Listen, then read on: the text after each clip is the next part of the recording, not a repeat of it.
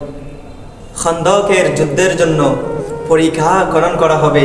ওই সময় একটা গর্তের মধ্যে বিশাল বড় একটি পাথর পাওয়া গেল। ওই সময় সাহাবায়ে কেরামগণ 3 দিনের উপবাস ছিলেন। সাহাবায়ে কেরামগণ বলেন, ইয়া রাসূলুল্লাহ, এই গর্তের মধ্যে তো বিশাল বড় একটি পাথর, ওই পাথরটা ভাঙতে আমাদের কোদাল, আমাদের অস্ত্রগুলো কাজ করতেছে না। ওই সময় আল্লাহর নবী বলেন, তাহলে শোনো, আমি এই গর্তের মধ্যে নামি। যখন আল্লাহর নবী সাল্লাল্লাহু আলাইহি ওয়াসাল্লাম ওই গর্তের মধ্যে নামলেন, নামার পরে বিসমিল্লাহির রহমানির রহিম বলে যখন তিনি সজোরে ওই পাথরের মাঝে আঘাত করলেন, পাথরটা চূর্ণ বিচূর্ণ হয়ে গেল। সুবহানাল্লাহ। ওই সময় একজন সাহাবী ছিলেন, নাম হচ্ছে হযরতে জাবের রাদিয়াল্লাহু তাআলা আনহু। ওই জাবের রাদিয়াল্লাহু তাআলা আনহু নবীজির খিদার যন্ত্রণা দেখে ঘরের মাঝে গিয়ে বলেন, বিবি শুনছো, আল্লাহর নবী সাল্লাল্লাহু আলাইহি ওয়াসাল্লাম খুবই ক্ষুধার্ত, আমাদের ঘরের মাঝে কি কোনো খাবার রয়েছে? স্ত্রী বলেন, হ্যাঁ স্বামী, আমাদের ঘরের মাঝে তো তেমন কোনো খাবার নেই, শুধু সামান্য পরিমাণে জব রয়েছে আর একটা ছাগলের বাচ্চা রয়েছে।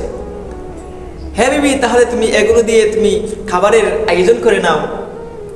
হযরতে জাবের রাদিয়াল্লাহু তাআলা আনহু আল্লাহর নবীকে গিয়ে খানে খানে, আবার আরেকটা রিওয়ায়াতে আছে গিয়ে আল্লাহর নবীকে বলতেছেন, ইয়া রাসূলুল্লাহ, আমার ঘরের মধ্যে সামান্য অল্প পরিমাণে খাবারের ব্যবস্থা করা হয়েছে, আপনি কি আসবেন? ওই সময় সাহাবায়ে নবী করিম সাল্লাল্লাহু আলাইহি ওয়াসাল্লাম বলেন, খাবারের পরিমাণ কতটুকু? হযরতে জাবের রাদিয়াল্লাহু তাআলা আনহু বলেন, ইয়া রাসূলুল্লাহ, আপনি সহ আর 2-1 জন খেতে পারবে।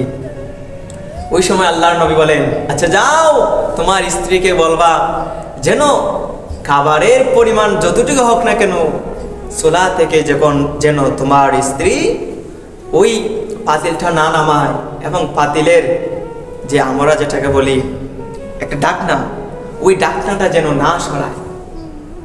সাহাবায়ে কেরামদেরকে নিয়ে যত সাহাবায়ে কেরাম ছিল, আল্লাহর নবী সমস্ত সাহাবায়ে কেরামদেরকে নিয়ে হযরতে জাবের রাদিয়াল্লাহু তাআলা আনহুর বাড়িতে গেলেন।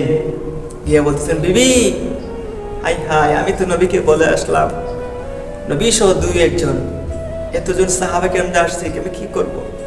স্বামী, চিন্তা করবেন না, আল্লাহ রাসূল যেখানে নিয়ে এসেছেন সেখানে আর কোনো চিন্তা নাই।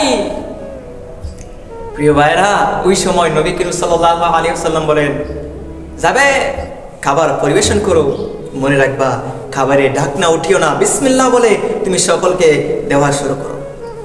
হযরতে জাবের রাদিয়াল্লাহু তাআলা আনহু যখন সকলকে দিতেছেন, দিতে সকলেই পেয়ে গেল, এমনকি সকলেই পরিতৃপ্তি করে খাবার খেলো। অবশেষে দেখা গেল খাবারের যতটুকু খাবার ছিল ততটুকু রয়ে গেল। সুবহানাল্লাহ। অপর এক বর্ণনায় রয়েছে, হযরতে জাবের রাদিয়াল্লাহু তাআলা আনহু বলেন, আমার ঘরের মাঝে এমনও খাবার রয়েছে, আমি প্রতিবেশীদেরকে আমি খাবার দিলাম, তারপর আমার এই খাবার একটু কমে নাই। সুবহানাল্লাহ, সুবহানাল্লাহ।